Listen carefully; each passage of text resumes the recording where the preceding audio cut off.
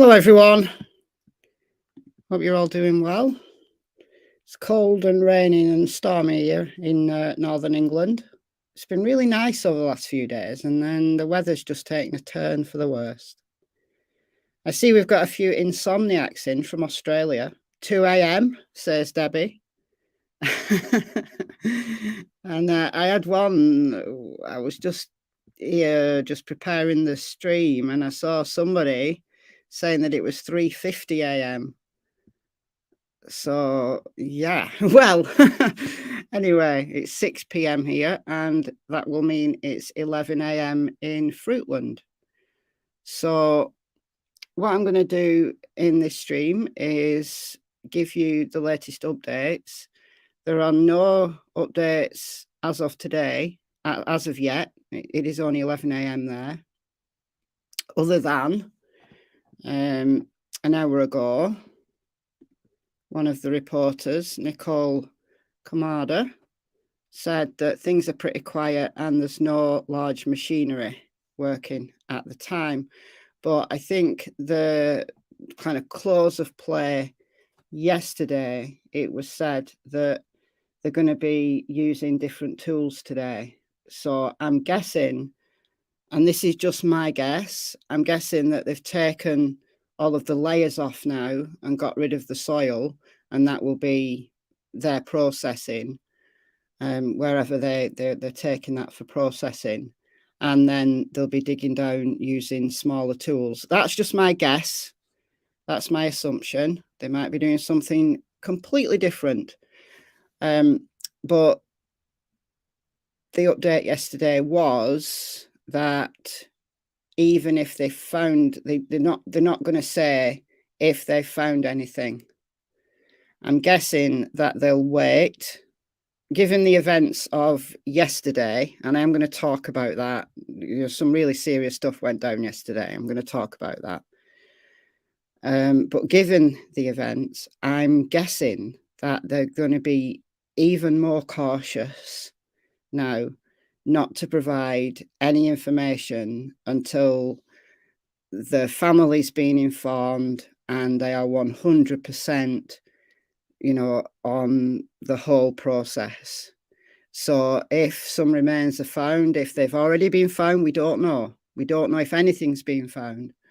So if anything's been found, any evidence that Michael's been there, we're probably not going to know until they've got an ID, till they know, till they really know, and the family's been informed. That's my guess. Again, I could be completely wrong, but I am expecting that JD Huff will update something at some point today. He's been very good at updating the reporters who are waiting there outside of 1102 Red Wing Street.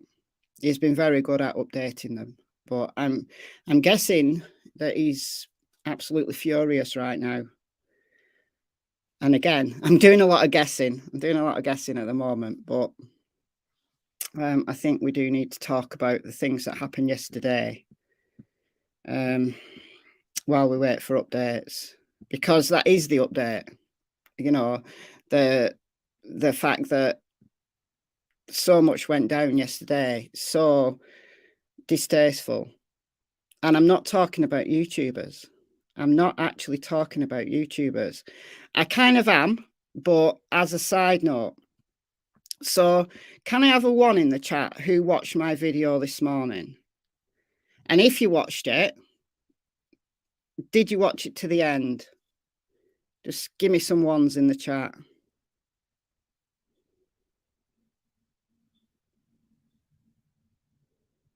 So you watched my video, did you watch it to the end? Because what I'm going to say pertains to that video.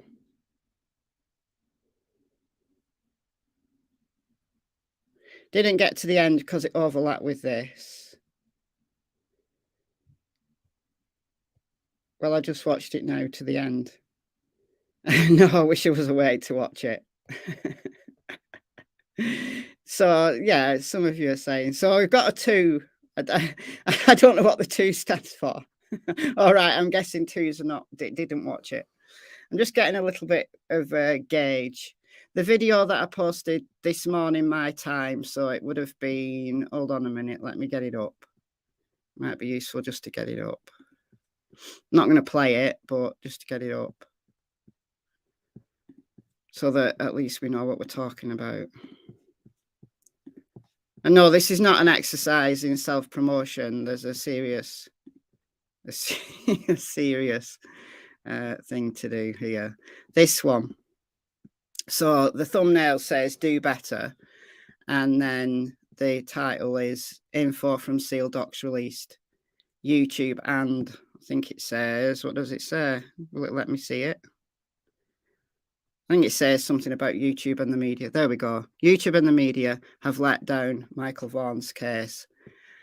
And the comments, I've been checking my comments all day. I've been pretty religious at checking the comments of my Michael Vaughan videos and streams, simply because I don't want any negativity in those comments towards the family.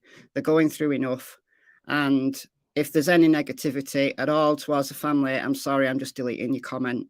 I haven't banned anyone. I haven't blocked anyone from the channel, but I've just removed the comments. But if I see repeat offenders, then I will just start blocking people. Thankfully, they've been few and far between. There's been a very, very small handful, that's all.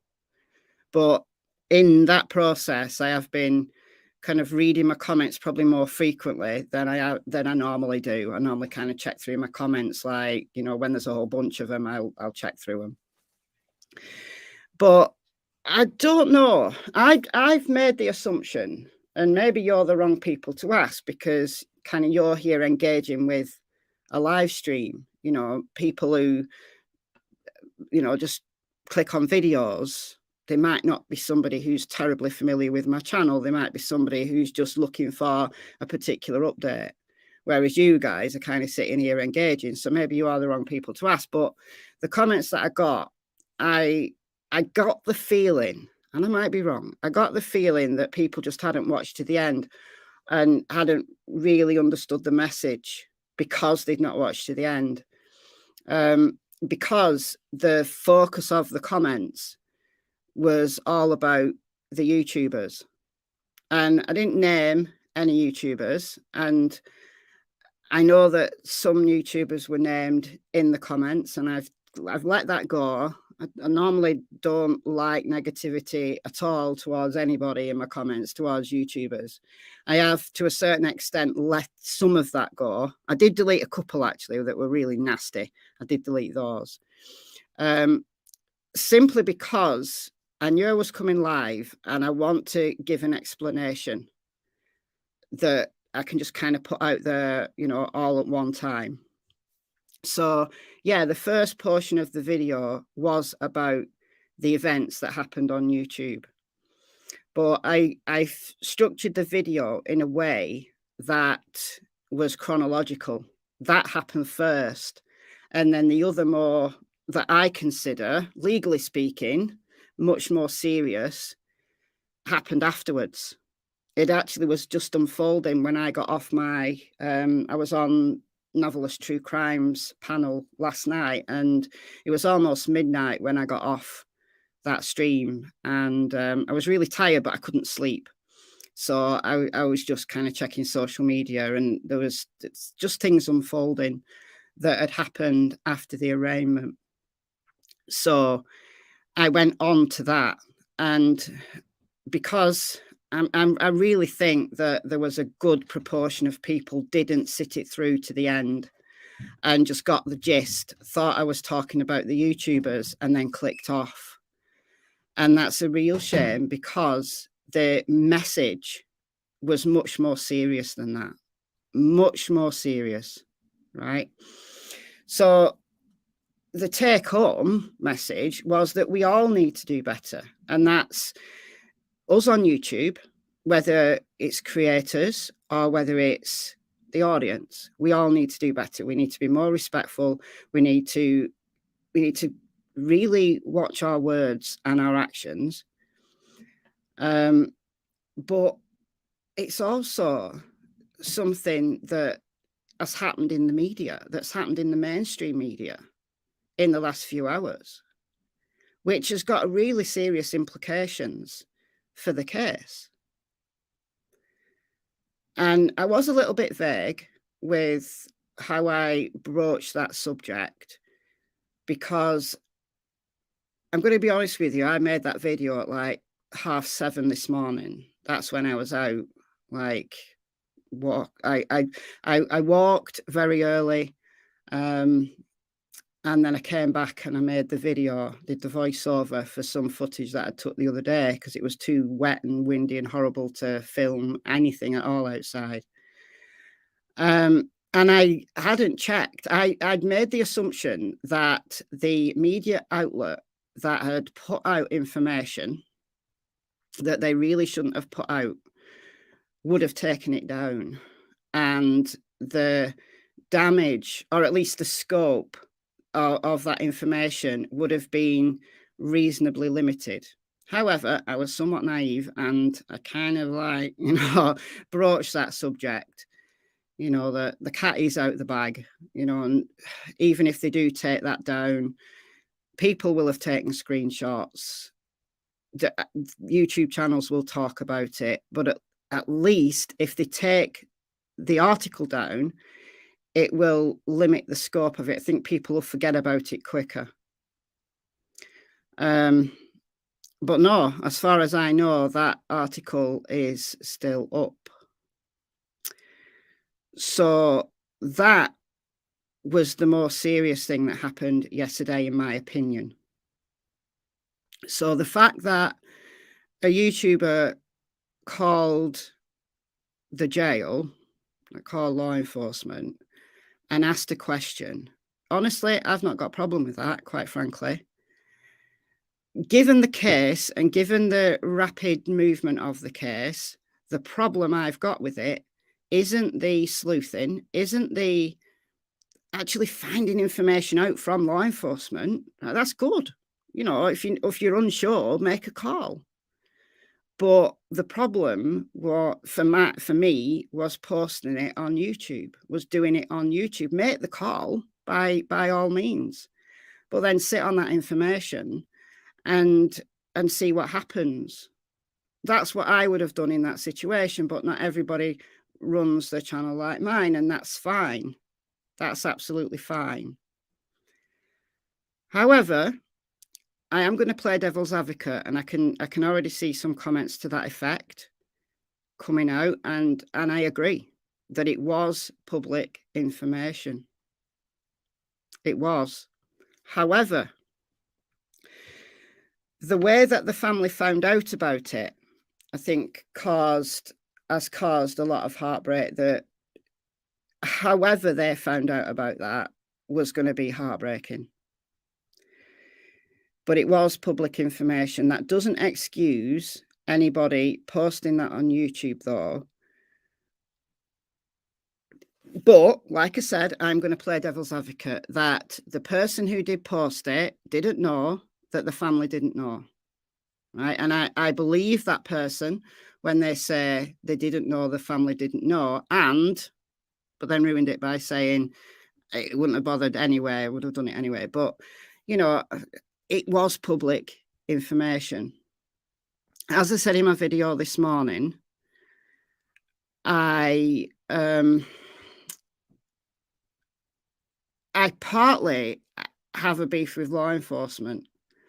That I know Brandy, I saw what Brandy said, and Brandy said that law enforcement have been trying to protect them. Sorry, my voice is really going. I'm just going to slow this chat while I'm talking because it's moving a little bit fast now. I'm struggling keeping up with it. Actually, I can't multitask. Just give me a second. Just hold that thought while I do this, or else I'm just going to mess it up. So I have to go into the customization thing. Right, I'm going to stick slow mode on for 20 seconds. And I'm going to put subscribers only on. Simply, that stops the palm bombers. Actually, we'll put it on for 20 minutes. I'll stop them a little bit more. There we go. I'm back in the room now. There we go.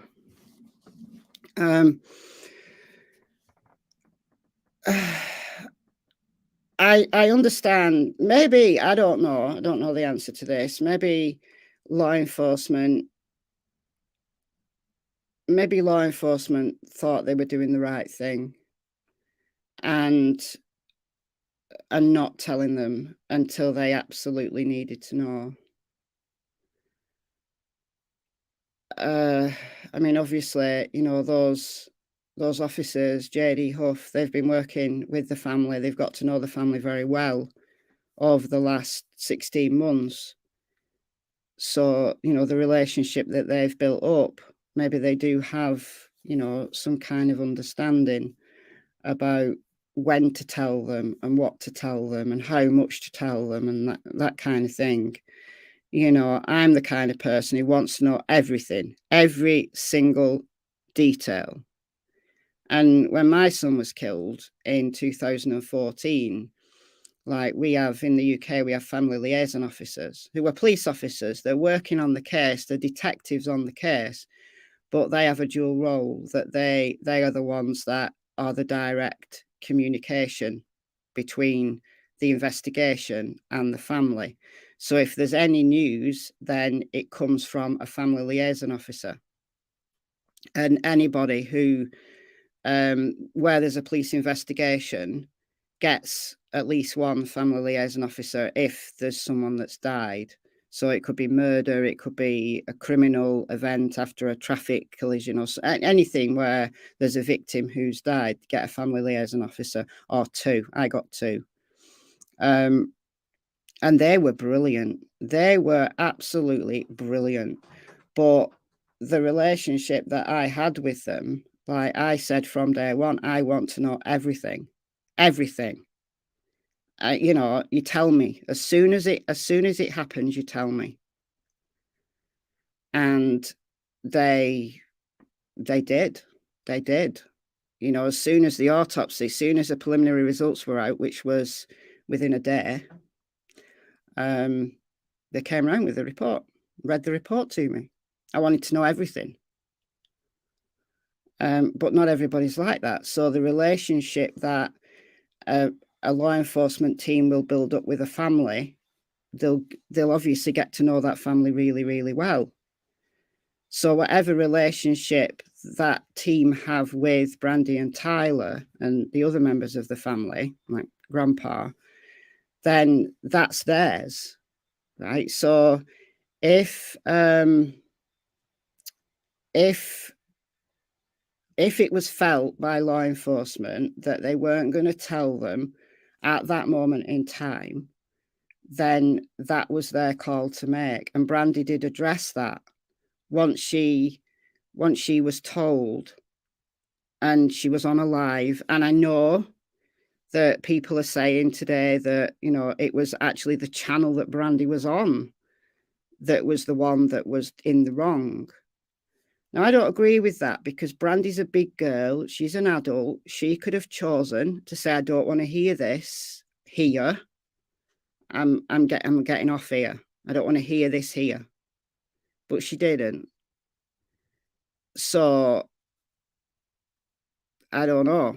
You might have just logged off. You might have done something different, right?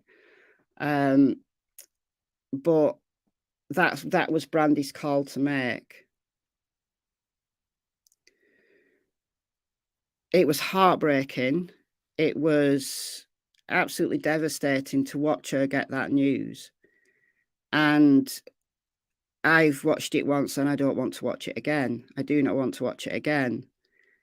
And I hope Brandy doesn't look back and regret that that's out there, because it's not just now on the channel that she was live on. Lots of people have reshared it. So I hope she doesn't regret it. But that was her call to make in that moment. But it wasn't YouTube's place to get that news it wasn't YouTube's place to get that news out. Now, having said that, I said I was going to play devil's advocate here, that it was public information, and Sarah Wanderer was being arraigned that very day. So the family were going to find out that day there was an arraignment. Surely law enforcement would have gone and told them that day. They would have had to, because it was a court appearance. So there's no way that, you know, public information that sits in a file, you know, and you have to log on to a website, you have to make a special trip to a particular website and plug a name in to get that information. Most people don't do that, right? Or you have to make a call to get that information. Most people don't do that either. But when it's a court appearance, if you're following the case, including the family, it's going to be out there, right? So that's why I made that community post yesterday, because when I got off my live and it had come up in my chat, and then someone called Brandy and asked her, and she said, no, it's not true. I got off my live, and it wasn't much more than an hour later when that charging information came out, and it had all kind of just blown up. And then she was arraigned, like, what, 2 hours after that. So it was all going to come out anyway. But it wasn't YouTube's place to make that judgment call, because, you know, it's about law enforcement working with that family and breaking the news to them first, breaking the news to them so that they can process that, if at all they can at all. You know, that if it was me, I'd have wanted to know as soon as she was arrested. But like I said, not everybody's like me. You know, I'd have been furious if an arrest had been made and I didn't know about it, like then, right then. But I don't know what relationship the family have with their team. But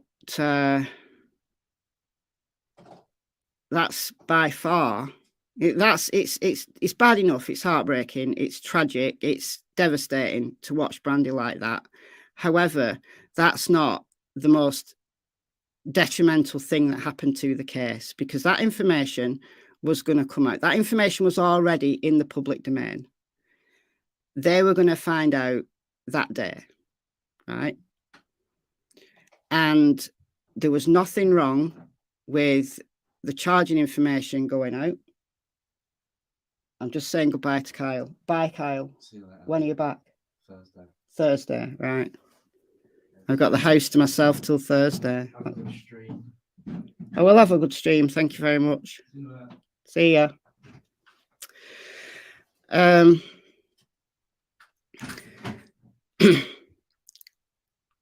So, forgot what I was saying now. People say, he's already gone. There's no point saying goodbye to him now. He's already gone. Yeah, so that's devastating for the family. And we could say that was law enforcement's ball drop, right? That was, they should have been more prepared. However, it was out there, right?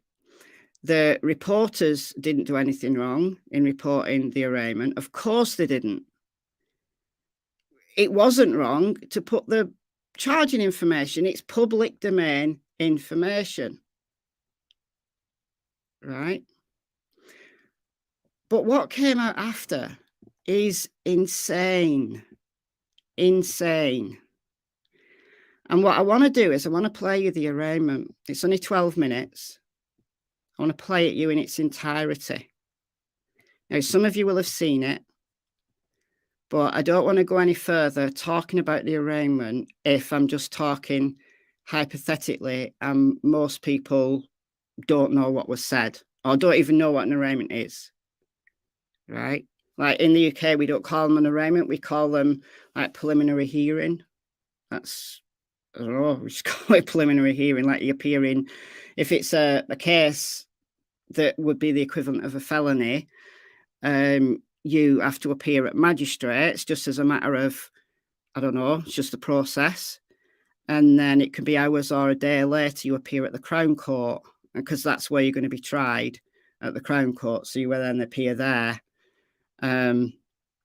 And then that kicks the process in. There's a preliminary trial date set, there's court date set, you know, lawyers are in place on that day. So it's the same thing as an arraignment, right? So I understand, but understand the process. So the arraignment is simply to make sure that the person being charged understands the charges, that they have representation, whether that's a public defender or whether that's you know, they want to arrange their own counsel, and then any motions that have been put forward will get heard then. So that's exactly what happened at this arraignment, right? So I know some of you will have seen it. It is only short, but just for the sake of completeness, so that we all understand what happened. And I know there's people in the chat saying, I'm lost, what's going on? Well, this will make it clear. Once I've seen the arraignment, once you've seen the arraignment, and I explain what happened next, then it will become clear why I feel this has been so serious, such a serious breach. And I don't know what's going to happen next, because in my opinion, the media outlet that did this has broken the law, in my opinion. But anyway, let's listen to the arraignment, and we'll be back in 12 minutes to discuss. All right, gotta share this thing here. Now I've uploaded it to my YouTube as a private video because the sound, it comes from KTVB News.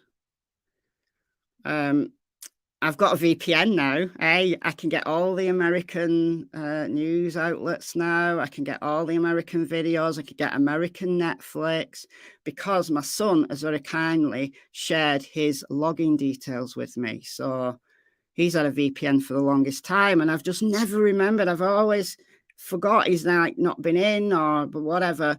And I just went, yes, last night I just went, hey, Kyle, can I have your login details for your VPN? He went, yeah. And I said, where did you, you know, when he's went, you got it. He's like, did I? Did I? So I've been paying for this VPN all of this time, didn't even remember. Anyway, so this is from KTVB News, but the audio is really bad. So I've uploaded it to YouTube, increased the audio a little bit. It's still bad because there's so much background noise and nonsense. And if you increase the volume, it's obviously increases the volume of the background noise as well. But it means that I can put the subtitles on, the closed captions. So I'm going to mute out and let's listen to this arraignment.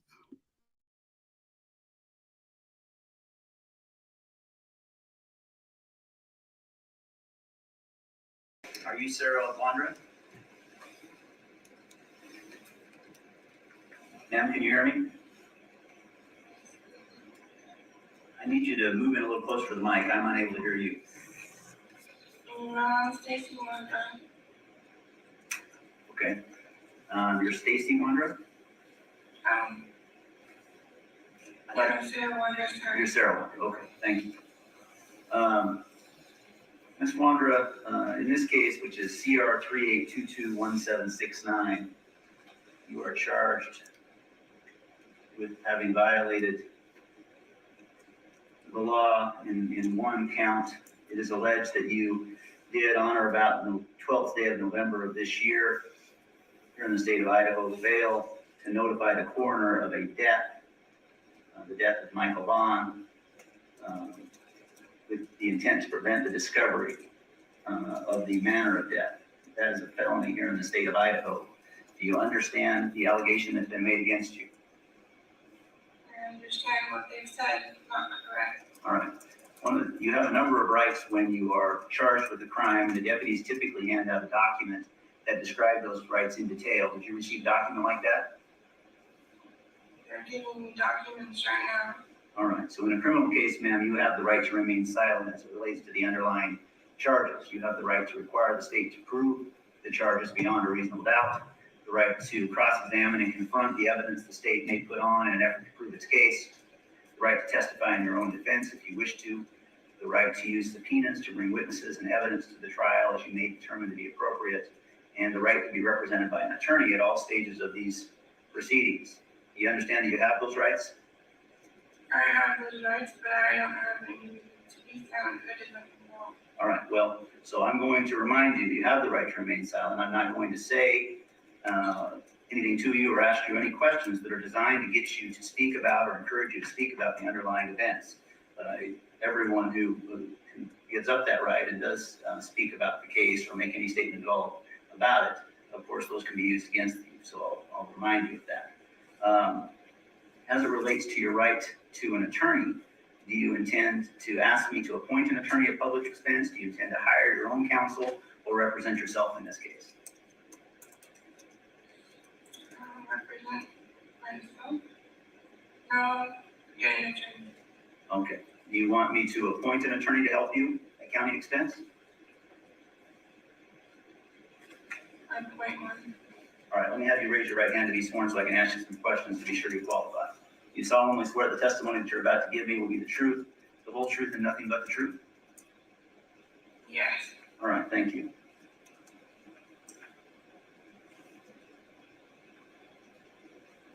Ms. Wandra, what is your current physical address?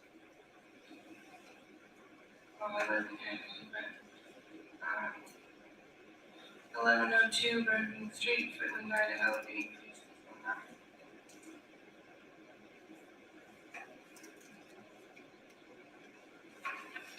And your current telephone number?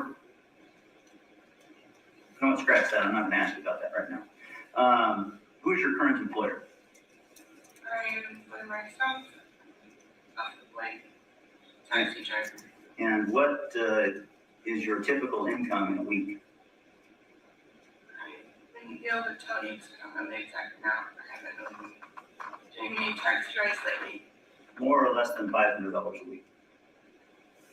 Probably more than 500. I haven't been doing anything. So are you working at all right now? Well, obviously not if I'm in jail, but I only work day to day. Right, so I'm just trying to get an idea of what your typical income is. Obviously, when a person's in custody, they can't generate income.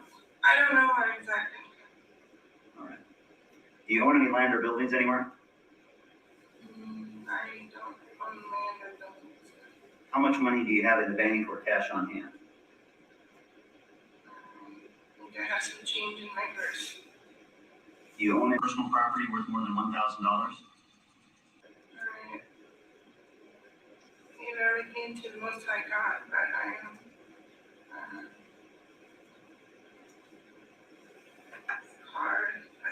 partially card, but I also don't own the whole things. Meaning you owe money against it to someone?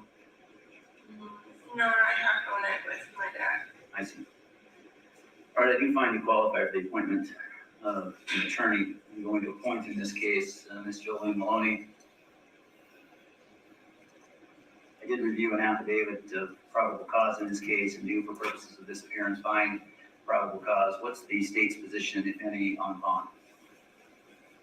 Your Honor, the state is asking for a relatively high bond. Obviously, there are implications associated with this charge. And this is the young boy that we're talking about has been missing for a year and a half. And so, it should be noted that Ms. Wandra is on pretrial release for federal gun charges for felon in possession of a firearm. And so, and while that would have happened after Michael Vaughan initially disappeared, I think it shows that she's a danger to the community. and she fails to abide by the social norms that we all expect, that there are obviously very serious implications in her being aware of his whereabouts this whole time. So the state's asking for a $1 million bond. Ms. Maloney, what presentation would you like to make? Your Honor, I recognize these are serious allegations. I would ask that the court consider the charges as they presently are and how they are articulated within the probable cause affidavit and the absence of certain facts which may create issues with probable cause. I recognize that the court may have some concern regarding release. At this time, however, I would ask that the court consider any electronic monitoring in lieu or in conjunction with a lower bond, less than $1 million. $1 million. All right, in this case, the court, as it does in all cases, of course, takes into account Idaho Criminal 46 and the factors set forth there, specifically problematic as it relates to a release conditions or on Ms. Wander's own recognizance or her criminal history, which the court was provided as part of the probable cause affidavit, the possibility of violations of law where she'd be released and the inability to necessarily manage those effectively with restrictions on her release. The nature of her criminal history certainly would bring her character and reputation into question or disrepute. Unfortunately, taking those factors into account, the court will set bond in this case in the amount of $500,000. Should that bond be posted, Ms. Wander must immediately sign up to pretrial release services to be monitored. She must be fitted with a GPS tracking device prior to her release from custody. She must not commit crimes pending the resolution of this case. She must not leave the state of Idaho. She must remain sober, maintain contact with her attorney, attend all of her court hearings, sign a waiver of extradition, and sign up to pretrial release before leaving, otherwise the Fayette County Courthouse complex. I'm going to set this for a status conference and review hearing on the 21st and 22nd of November. The status conference will be at 10 a.m. on the 21st and the preliminary hearing at 9 a.m. on the 22nd. Your Honor, prior to the court recessing, we would take up a procedural issue. Yes, I did receive, in this case, a motion, although it wasn't even filed yet. My clerk just handed it to me, a motion to seal at least the affidavit of probable cause, as I understand. Is that right, Mr. Duke? That's correct, Your Honor. Does the defense object to taking that up now? No, Your Honor. All right, and Mr. Duke. Your Honor, the state's requesting that the probable cause affidavit be sealed. Obviously, this is a high-profile case, and there are privacy concerns as well as jury trial concerns. Should the details within the PC affidavit be released, and in addition to those articulated in the motion, there is still an ongoing investigation, and so we worry about the impact that releasing certain details of the PC affidavit would have on the investigation. So we respectfully request that the court seal the PC affidavit, at least temporarily, until we can have more time to flesh out those matters. Thank you. Ms. Maloney, what response do you have, if any, if you have an objection at all, I suppose? Your Honor, defense joins the motion, and I think it's appropriate pursuant to Idaho Court Administrative Rule 32, little I to big E, that this could jeopardize future proceedings given the public nature of this case at this time. So I would ask that the court grant the state's motion. All right, I've reviewed Idaho Court Administrative Rule 32, I, and the authority that courts have to exercise discretion in the sealing or not of court documents. And I am going to seal the affidavit of probable cause and the investigative reports attached thereto pursuant to the motion. specifically taking into account subpart 2E and the preservation of right to a fair trial. The court is aware of the intense public interest in this matter and how publication of the details of this case may interfere with the ability to panel a jury and receive a fair trial in the case. In addition, the less focus, I suppose, for the court, there are some risks of harm to persons should that information be publicly available. And so in the circumstances of this case, the interest in privacy predominates over public disclosure, as is set forth in subpart I-1. I'll ask you, Mr. Duke, to prepare an order detailing those findings as required by the rule and sealing the case. Of course, this is something that's subject to being revisited should that be determined to be appropriate or necessary. So the order will last until it's revisited by this court or some other court. Do you have any questions about that? No, Your Honor, thank you.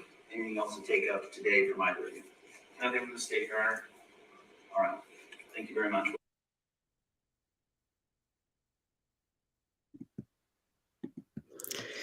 Okay, so that was Sarah Wanderer's arraignment that took place at 1:30 p.m. in Payette County yesterday. So for those just coming in, no, that wasn't live. That was the arraignment from yesterday. It happened yesterday afternoon. But I played it for a very specific reason. I know some of you have already seen it, but I played it for a very specific reason. Because they sealed the probable cause affidavit and the investigative reports that are attached to it. You heard it. You heard it, didn't you?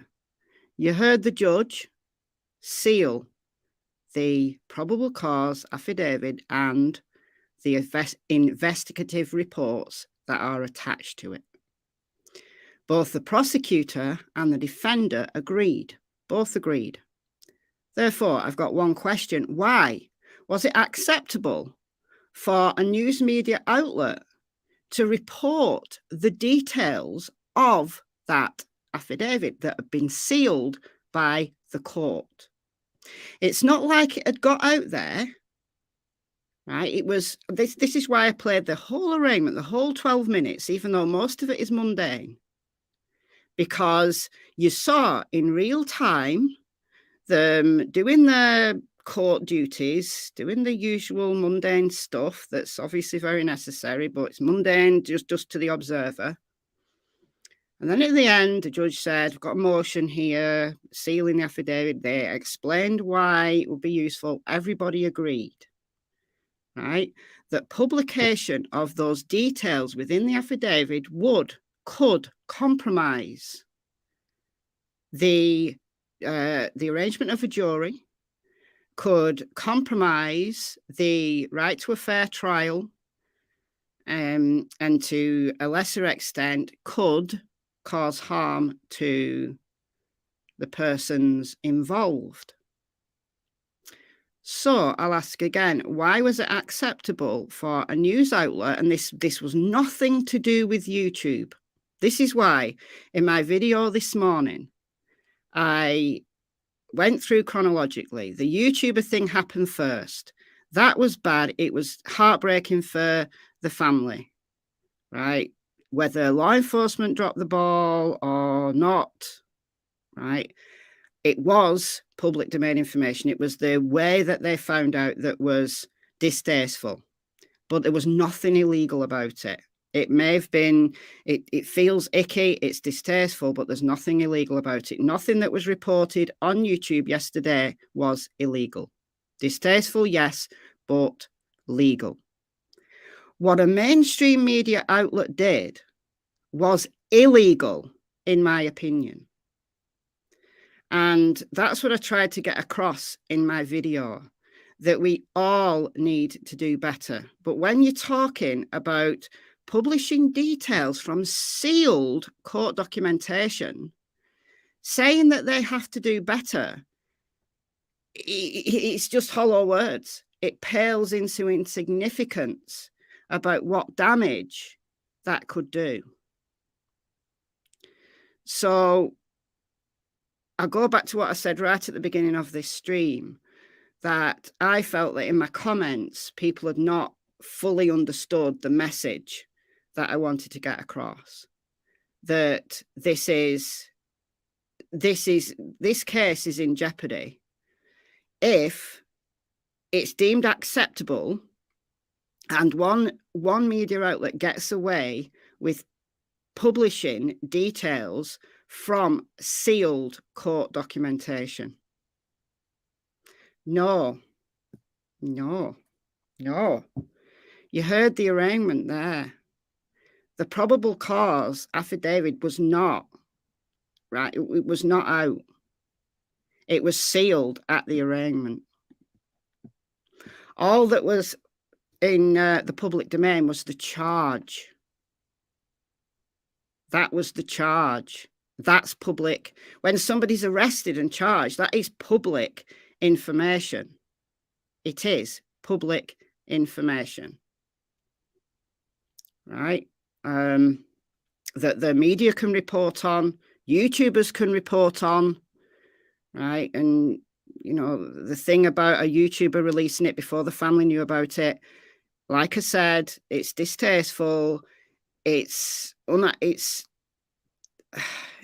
horrible, but there's nothing illegal about that.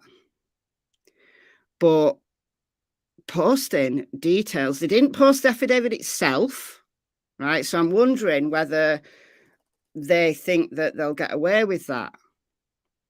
And maybe they will. Like, I don't know the law in Idaho. Maybe they will get away with that. Because surely when a judge seals the documentation, it's not just the document itself, like the copy of the document that they're sealing. It's because there's information in it that they don't want to get out to the public. So surely it's not just the document that's sealed, it's the information that's sealed. Do you get what I mean? That you can't just say, well, all right, we've got this document, and as long as we don't post the document, we can talk about the details of it. Because, like I said, this happened very late my time. It was well after Navy's stream. I got off Navy's stream just before midnight. It was after that. And I hope that by the time I'd had a few hours sleep and gone out and, you know, I thought that surely they will have taken it down. But apparently not, because it's all over the place. It's all over the place today. There's loads of YouTube channels talked about it. I'm not talking about what YouTube has released. I'm not. Please listen to my words. What YouTube has released was not illegal. It's distasteful that got out on YouTube before the family found out about it. That, you know, some people think that it was the YouTuber at fault. And yeah, there's got to be some responsibility taken there. But it's not illegal to talk about public domain information. It wasn't illegal for whoever she rang, whatever guy she spoke to have released that information to her, because all he released was the charge. And that is in the public domain. Right? Now, like I said, whatever relationship that Brandy and Tyler and the others have with their legal, like the law enforcement team that they've worked very closely with for the last 16 months, law enforcement might know as and when to tell them stuff. I don't know any of that, you know. So some people are arguing law enforcement dropped the ball. It's not the YouTuber's fault. Law enforcement dropped the ball. And maybe it is. Maybe it is law enforcement that dropped the ball. Maybe there's some fault on either end here. But nothing in that situation was illegal. Nothing. reporting about the arraignment, reporting about what's happening outside the house in relation to the dig, in relation to what's out there in the courts, that's in the public domain, in the court documentation, not illegal. What is wrong here in this situation is something entirely different. That at the arraignment, the judge agreed by the prosecutor and the defender, both sides agreed to seal. The judge sealed the probable cause affidavit and the investigative documentation that goes along with that. It was sealed. So why was a media outlet able to post the details? Because the judge, you heard him, very clearly said, you know, this is because there's a potential for this to jeopardize the putting together of a jury, and of having the right to a fair trial. Because if you don't have a right to a fair trial, there is no justice.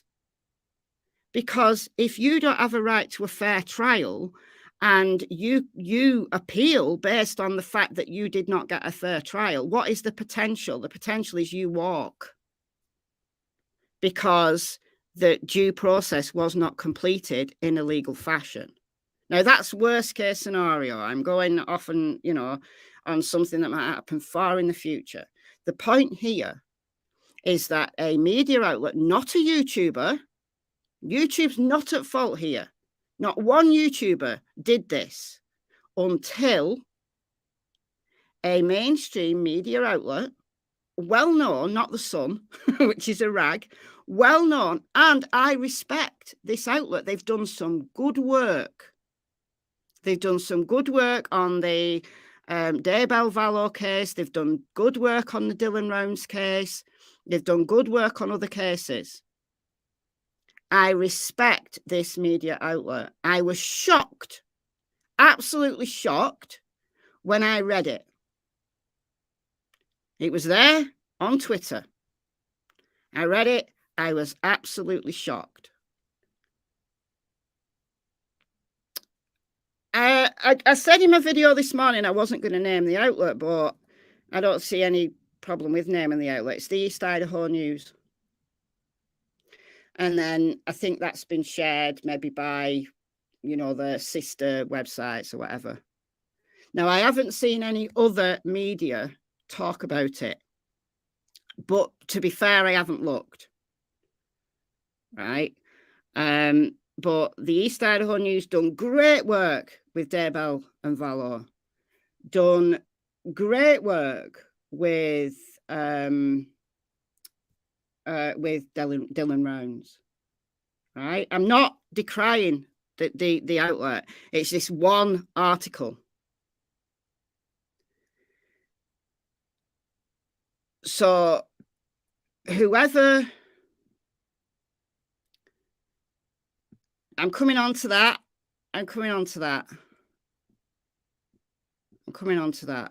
So she should. And rewind back a couple of weeks. And what happened in the Delphi case? Richard Allen was arraigned privately. And all the documents were sealed. And we all was up in arms about it. Like, oh, you've no right to seal this. And, this should be public domain information. Well, now we're seeing why. Now we're seeing why that in these high-profile cases, nobody can be trusted. The media cannot be trusted. Now, in the defense of Alexandra Duggan, who's done some great reporting, she's been one of the reporters who's been standing outside diligently, every day, getting, reporting on Twitter, speaking to JD Hove, speaking, you know, being the communication point. She's done some great work. She actually said on Twitter last night they weren't going to report on that information. They're aware of it. They weren't going to report on it. Now, it makes me wonder, and this goes to what Mr. There we go. What you say, Mr. Potato Head, that who leaked it? Now, I don't know the answer to that, who leaked it. But I'm wondering whether there was a copy or copies available in the court. I don't know how that could even be possible. But somebody dropped the ball. I'm wondering whether they went up on the court website for a short amount of time and the eagle-eyed reporters amongst the people who were allowed in grabbed it, and then it was sealed, but they'd already run with the story. That's kind of how I'm imagining it played out. I don't think there's anything really nefarious in terms of, you know, rogue court officials. I don't know. It could be. I don't know. Could be. But I think that's more than anybody's job's worth, anybody's career's worth. To leak that, what would be the benefit of a rogue court official to leak it? Because it doesn't seem that it would be, that it's not beneficial, certainly not beneficial to Michael or his family, and it's also not beneficial to Sarah Wanderer. It's not beneficial to anybody, because it means that it's made a laughingstock of sealing the probable cause affidavit in the first place. And I think it was sealed for very, very good reasons, because having read what was in that news report, right? Having read that, I can understand absolutely why they sealed it. Now, because so many YouTube channels have reported on it, if you're wondering what the heck I'm talking about, it really is not difficult to find the information. Am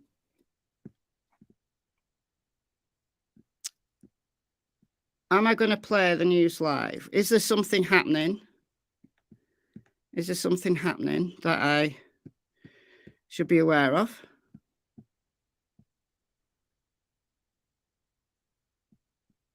A homicide investigation in Moscow. We now know how the four University of Idaho students were killed. That's the University of Idaho thing going on. Has there been an update that I've not seen?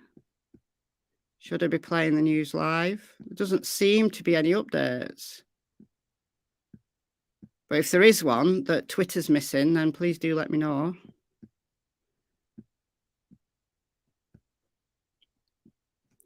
Let me just refresh here.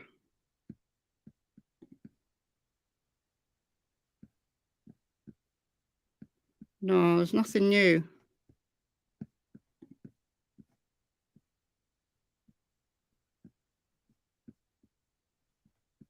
Unless that has got... Anyway, let me know if there's something that I should be attending to. If there's a brand new update. There's a presser? There's a presser? What now? They're going live soon. Oh, my word. Okay. KTVB News.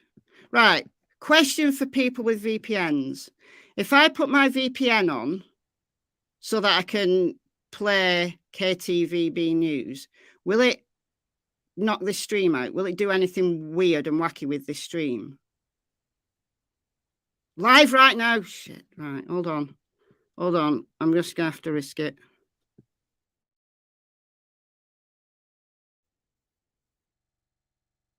In America now. Hold on.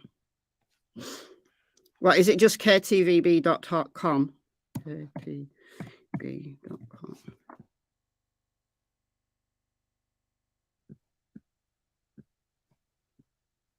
Where are they live? Where are they live?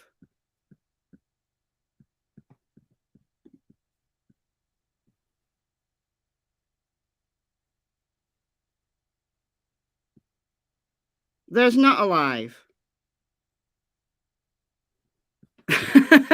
What's going on? I'm on. Look, I'll show you. I'll show you where I'm at. I'm streaming at you now from New York. That's where I'm at. KTVB 7. News headlines. Where are we at here?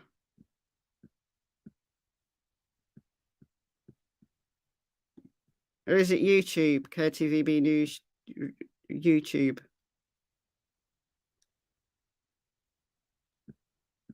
There's nothing going on. What you on about?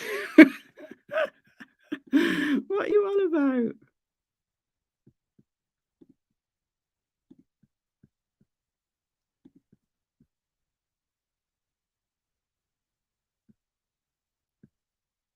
My mom has called me every single hour for since 7 There's something to do with the a.m. Moscow. They want me to come home if I don't feel The safe. Idaho, Come home a week worth of. the University of Idaho thing that's been going on. I mean, that's dreadful, but that's live.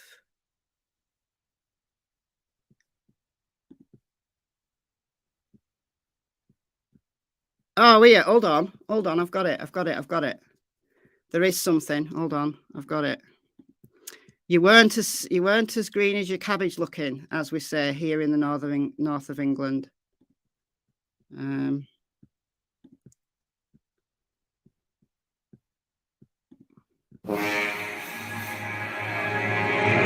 Conventional thinking says this level of 360 support ends after the sale, but not with T-Mobile for.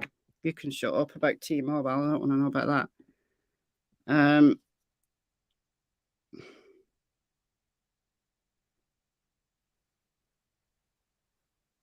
Just waiting with your swollen face. What's up with you? Have you got you hurt yourself? I hope you're better soon. Anyway, what is this? Is this just an update or what? KTVB website. Well, I've got that on now.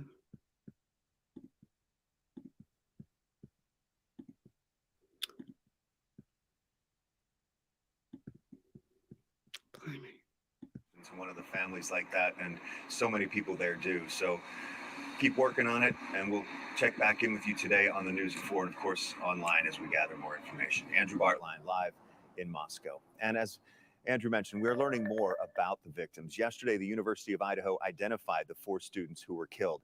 20-year-old Ethan Chapin from Mount Vernon, Washington, 21-year-old Madison Mogan from Coeur d'Alene, Idaho, 20-year-old Xana Kernodle from Post Falls, Idaho, and 21-year-old Kaylee Goncalves from Rathdrum, Idaho.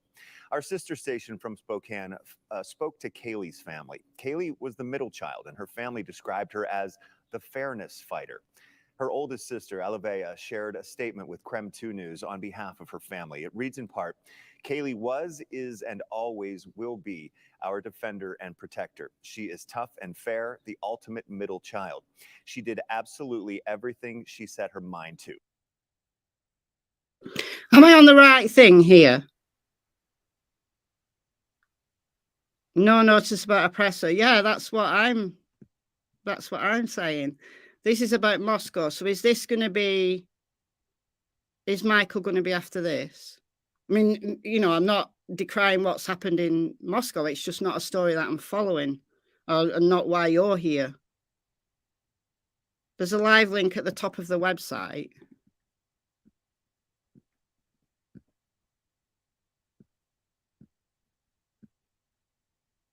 Where?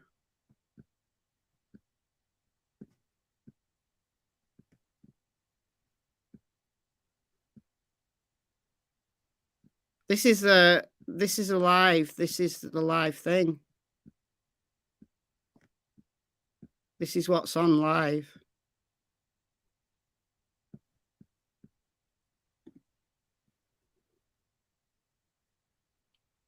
It's on in 1 hour live. That banner, right. This banner, news, weather, near me, verify, that, live. That doesn't click. I think this is the thing that's live. This is live. Fayette County, where law enforcement and search crews are looking for possible remains of 5-year-old Michael Vaughan. He went missing from his Fruitland neighborhood in July of last year. Crews have been digging in a backyard just 4 minutes from the Vaughan family home for the past 5 days now. Authorities arrested one of the people who lives there over the weekend, 35-year-old Sarah Wandra. She was charged with failure to report a death in connection to this case. This is her mugshot. News Channel 7's Morgan Romero is outside her home in Fruitland with the latest. Morgan, what's been going on there this morning? You know, Doug, we just got here not too long ago, and I will say, compared to when we were out here Saturday, when we first covered that first day of the search, it is eerily quiet. But as we zoom in behind me, you can still see there's some heavy machinery at that house, 1102 Red Wing Street. That's the backyard that law enforcement and search and rescue crews have been excavating for the past 5 days. Chief Huff just spoke to us not too long ago and said that he believes they could be out here for another week processing everything. That yard so far has not been completely processed. He does still believe Michael's remains are here. Just to reiterate, Huff confirmed to us on Saturday that a very credible tip led investigators to this home.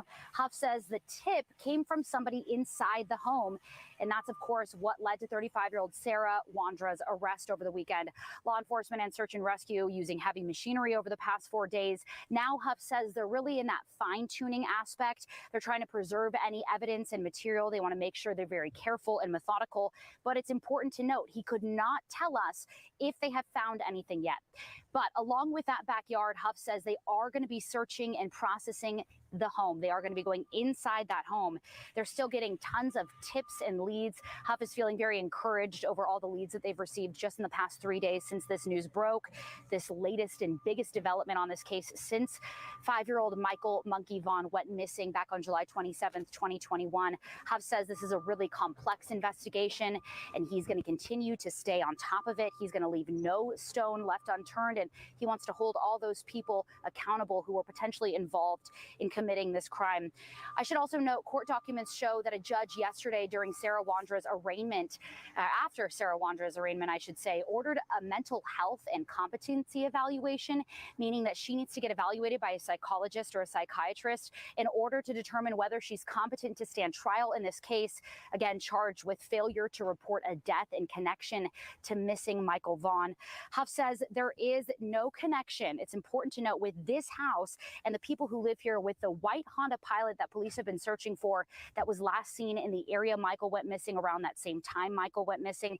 I also asked Chief Huff if he believes any arrests are coming down the pipeline. He says he doesn't know at this point, but as we've been reporting, he doesn't believe Sarah Wandra is the only one with information about Michael's disappearance. Doug?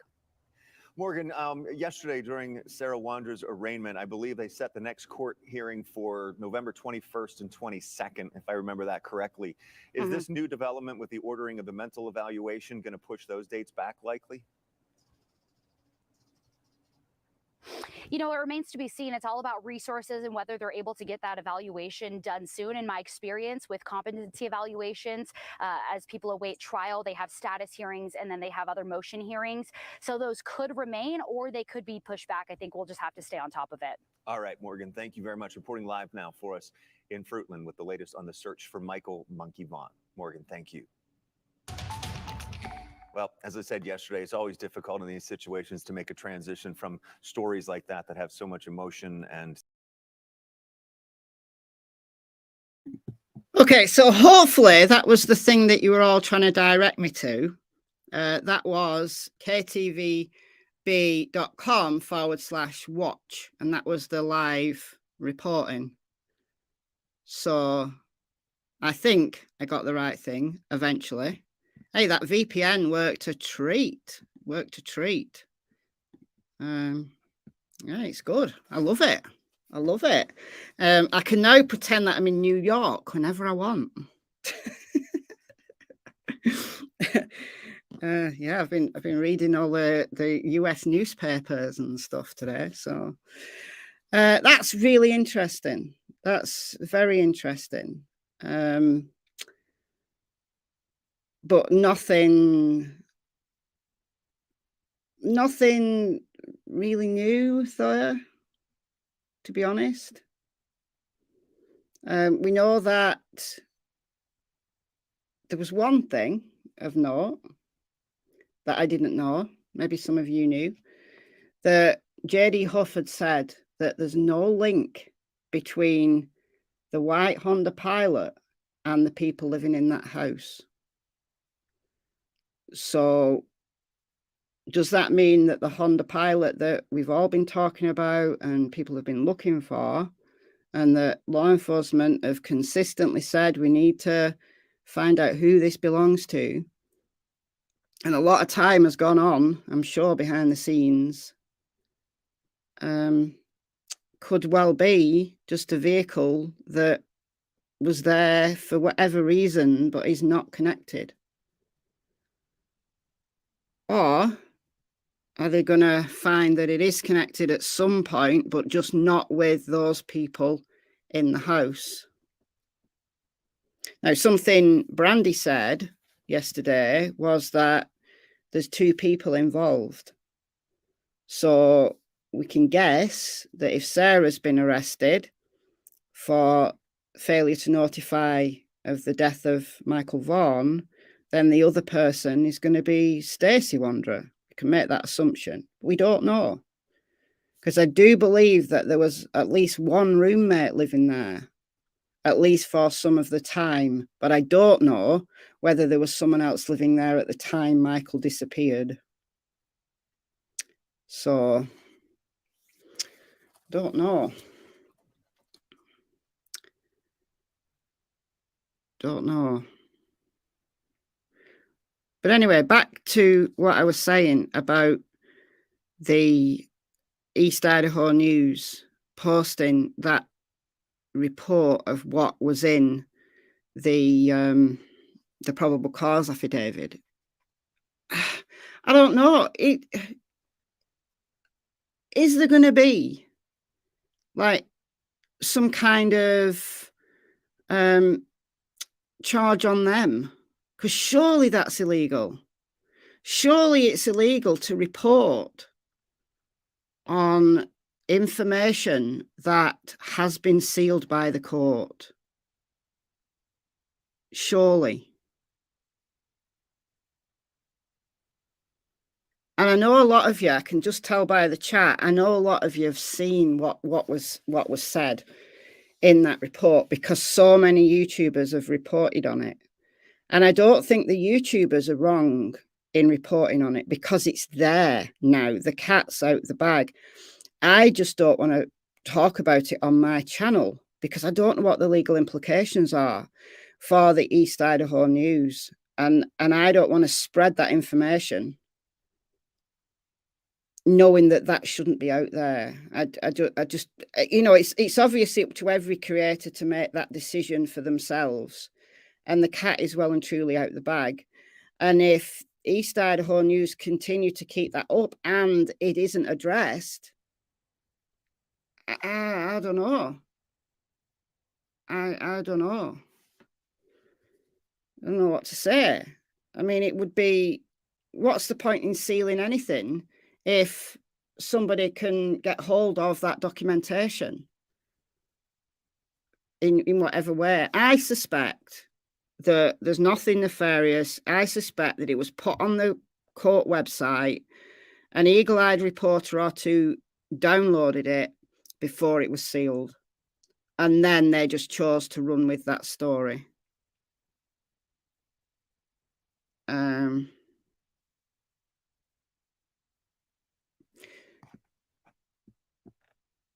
Hold on. They did not.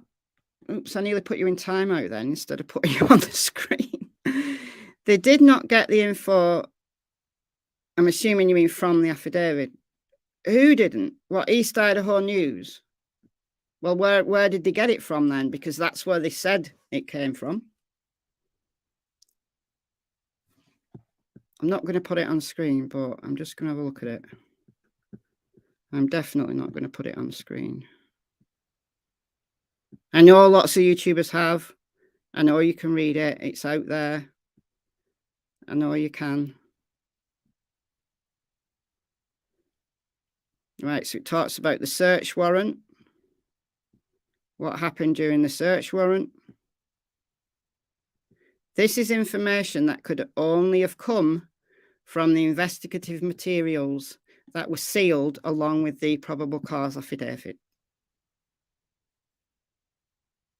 There's no other way that they could have got this. No other way. So I don't know what you mean by that.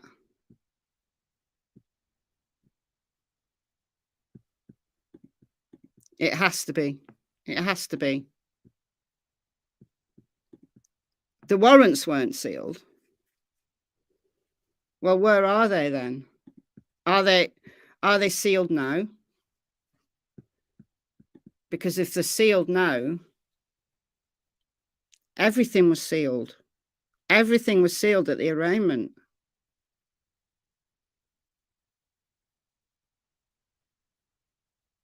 I mean, it's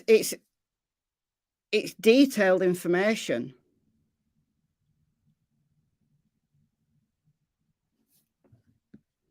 Wait, where are you getting this information from? The information came from the arresting officer, not the probable cause affidavit. It's from the statement she made upon her arrest, in my opinion.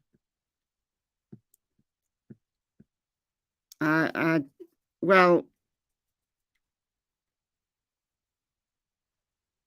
I don't know. I can't say that that's untrue.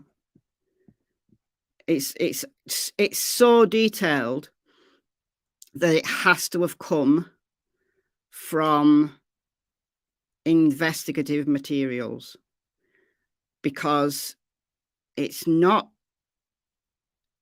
And if that arresting officer, if it came from the arresting officer's report and that was part of the investigative materials that was sealed, then that's part of the information that's sealed and should not be out there. So still should not be reported on by the East Idaho News. That's just my opinion.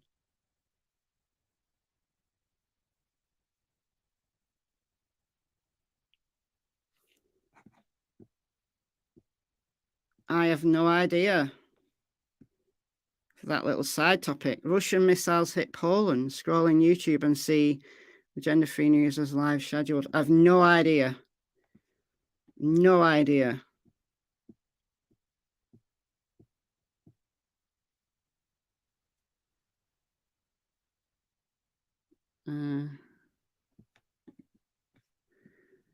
Read this at Reddit. Stacey has been in jail since April 2022. Both husband and wife posted Michael's missing posts on their Facebook pages, which has angered a lot of people. Well, you didn't need to go to Reddit, because I've been reporting on all of that for the last few days. You didn't need to go to Reddit. You just needed to come to this channel. Oh dear. We've been working through all of that information over the last few days. So Stacey went to jail in May. His information was sealed. So it's unrelated charges, but he's been sitting there. His bond's been denied. He's been sitting there on unrelated charges. But everything's been sealed in that situation. There's some firearm stuff, probably involvement in that. And then Sarah was also arrested at the same time and had a slew of charges. I'll show you.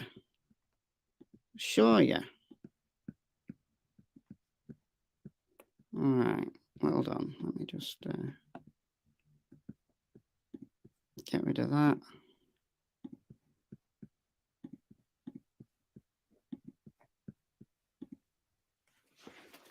Don't know where my other screen's gone. Oh, there it is. There it is. Well, the screen had gone off for whatever reason. Where am I? Right, PowerPoint. All right, so the confusion that had happened is that she was taken in on November the 12th, and we now know why she was taken in on November the 12th. It was regarding this. It was regarding Michael. It was regarding this failure to notify her of a death of Michael. But these charges were already sitting on her record. So aggravated assault, unlawful possession of a weapon, evidence destruction, controlled substance possession, and battery, they were all sitting on her record from like the end of April. And her court documentation is exactly the same as Stacey's, except for at some point she was granted bail. So she'd been sat out on bond, and he wasn't. He'd been in jail the whole time. But they had, like, she was sitting with these charges awaiting trial for these. But now she's got, obviously, these still outstanding, but she's also got the charge pertaining to Michael. So that's what's been going on with both of them. Like, I've got like all the court, the docket, the docket updates. These are for Stacey. So Tuesday, May the 10th, things were sealed. And then it goes up all the way to November, like of last week. And there's been various motions and so on. And he's obviously changed his plea in these months that he's been sitting there in jail. He's changed his plea, and there was a plea hearing set for November the 9th, but then that was reset to December 22nd. But Sarah's court docket entries back in May are the same as Stacey's, but her journey deviated because she was let out, and then I think there was a motion to dismiss the charges. That was the last thing on her record. Now there's this that's happened for Sarah. So we have to ask the question, you know, we know that JD Huff said that JD Huff said that the information regarding why they're there digging up that backyard has come from someone inside the house. So on Friday, when they arrested Sarah, and that isn't part of the probable cause affidavit that's sealed, that's still out there. We know when she was arrested. There was obviously a reason, a very, very good reason to get that search warrant. So and that came from someone inside the house. So was that Stacey, or was that someone else who'd been living in that house? And then whatever Sarah said in part of the search and the stuff that has been sealed, the stuff that came out that she said, that's all sealed. So I'm not going to go into that. But she made some very, very serious accusations. But they were there already. The officers were there already to serve a search warrant. And that's why they started searching on Friday night. But they'd already been sent there. They'd already got a search warrant. By the time Sarah started talking and all of these accusations that came out that have been sealed, that should not be reported on, in my opinion, they already had information to go to that house and search that yard. They'd already got that search warrant. So it's something else that preceded what Sarah said that's instigated all of this. No, she's not bonded out. No, she's not bonded out. If you rewind, what, I don't know, half an hour, whatever, just rewind this stream. I played the whole arraignment. I played the whole arraignment. She's not bonded out. She's been set with, the prosecutor wanted $1 million bond, and the defense countered and said, said, could we have a lesser bond and her be released on a tag? And the judge said, all right then, $500,000, so $500,000. So unless she's managed to stump up $500,000, or she's got a bondsman to bail her out, because you only have to, does a bondsman have to put up 10%? So 50K? What bondsman would take that? What bondsman would do it?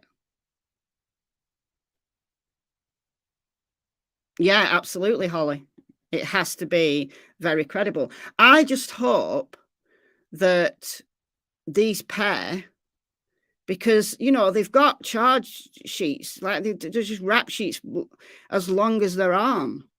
You know, it makes Don Wells look like the Archangel Gabriel, quite frankly. You know, the amount of charges they've got from the past. You know, nobody would trust them. And if this is something that's been instigated from Stacey and Sarah, what if they are lying? I mean, I don't know. I hope that this information is credible. I hope that law enforcement and haven't been led a merry dance, and that, you know, the family have been put through this absolute trauma for no reason.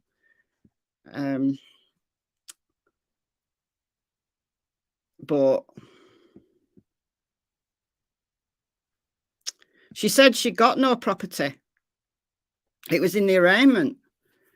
She said she didn't own any land or buildings, so no property.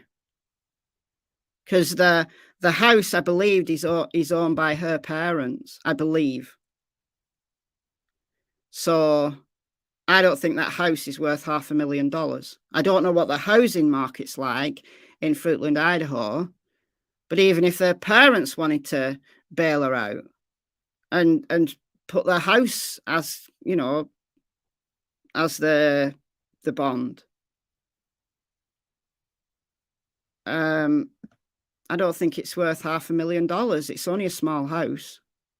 I don't know. The housing market in Fruitland might be astonishingly high. They own both houses. Oh, okay. All right. Well, I don't think she's out. I don't think she's bonded out.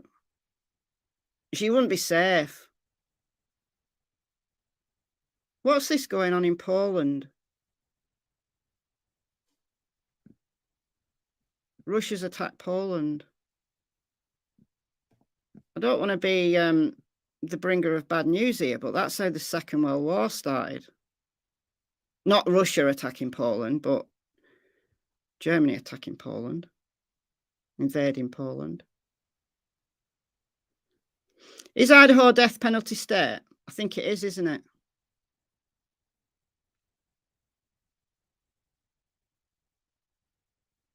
Yeah, they rent one, yeah.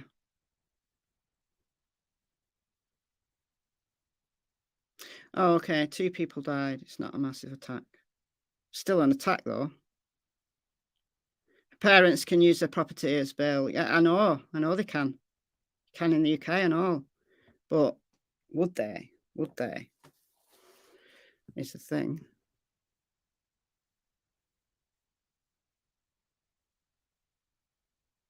Oh, it was a misfire. All right.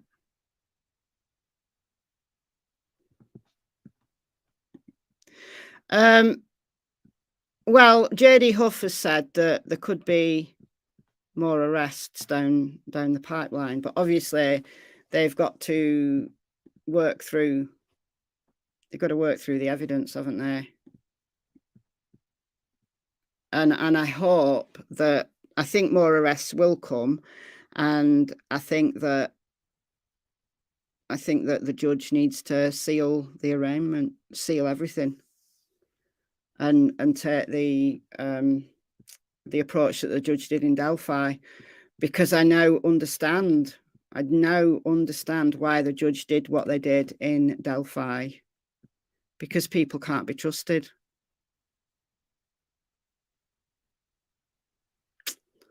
They can't be trusted. Anyway, I'm going to get off here in a minute because I've got a headache. I don't know how people do live streams every single day.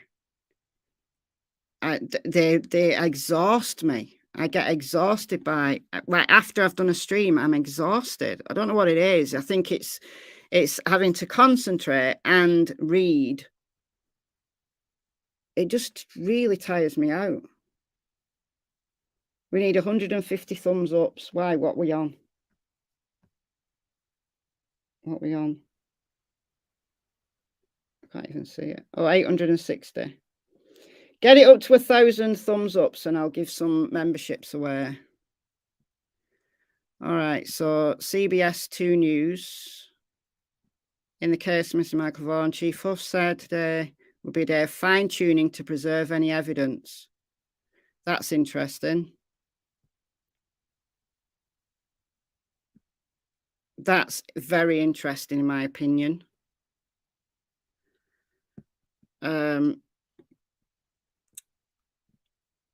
Because if they're up to the stage of fine-tuning, I don't want to speculate really a lot. I'm going to retweet that. But if the fine-tuning, doesn't that indicate that they've found something? Fine-tuning to preserve any evidence. So if they're up to the point of preservation of evidence, doesn't that mean to say that there's evidence to preserve? Or am I reading more into that than there should be? Let's put monkey on the screen. It's not a great photo. It's a bit blurry. It's blown up, isn't it? But let's put monkey on the screen.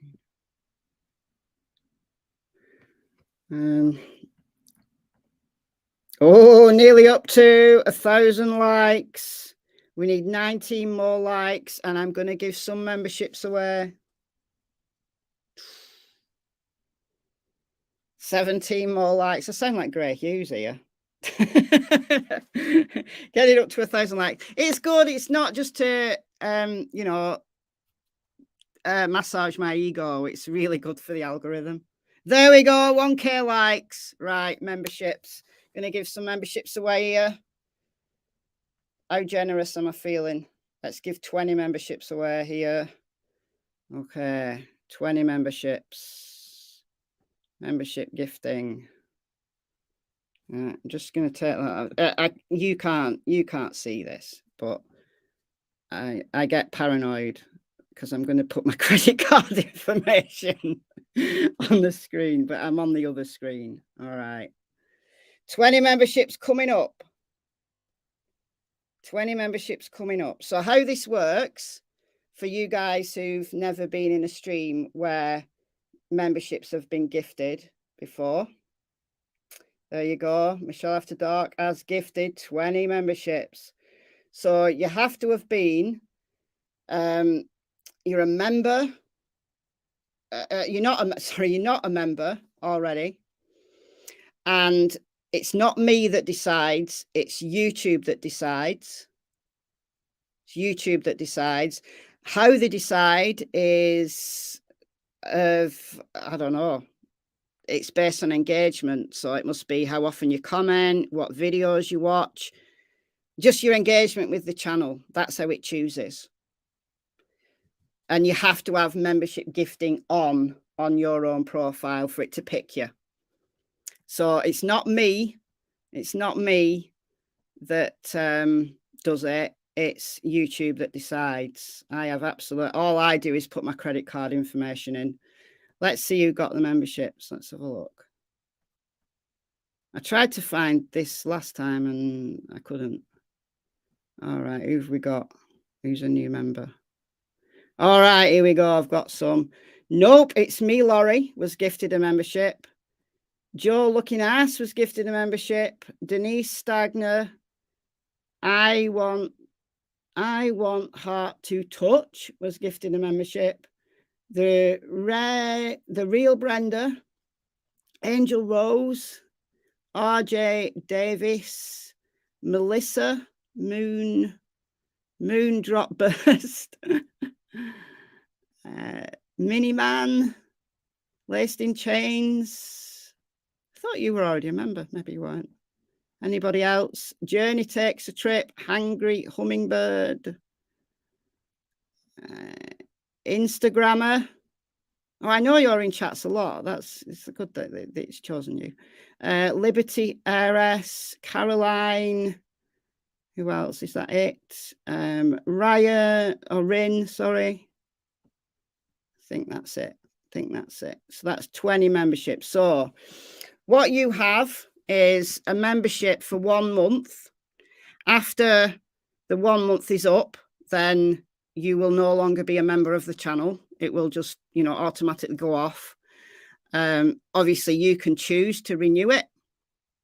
And in the members area, you'll see that there's some live streams in there that I've done previously that you're able to now watch on replays. There's a few kind of small videos. There's some status updates. I've actually got 2 members lives that I'm planning. And I've been meaning to do at least one of them for about 2 weeks now, and I just haven't got round to it. But I am on it with the members lives. I've got some plans for those. So there you go. So congratulations, everybody who was gifted a membership, courtesy of the YouTube algorithm.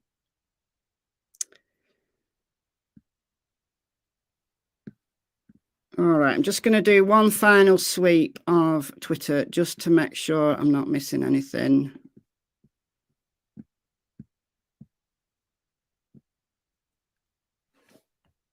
Kay's Candle, been a member for 3 months.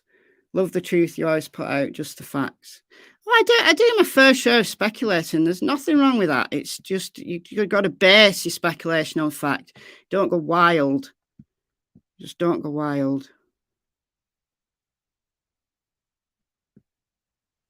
No, nothing new. There tends to be an update from JD around 4 to 5 p.m. So that's a few hours away.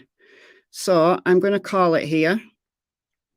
And most probably we'll be back tomorrow, assuming that there's no announcement. Obviously, if there's a big announcement, if there's a presser, if JD wants to speak to the media, and it's not just kind of JD just kind of talking to the reporters, just updating, then I will come back.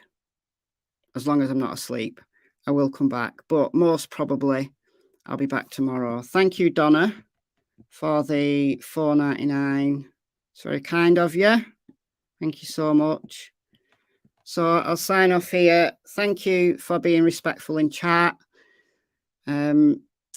Just hold the family in your prayers, even if you're not religious. Just send out some good vibes to Brandy, Tyler, Grandpa Bob, and of course Michael's brother and sisters. And just thank your lucky stars that, you're not in their position. It's just horrendous, a horrendous position to be in. So they just need all the support they can get. They really do. Trixie's put the information for the donations. Oh, they've got a Venmo now.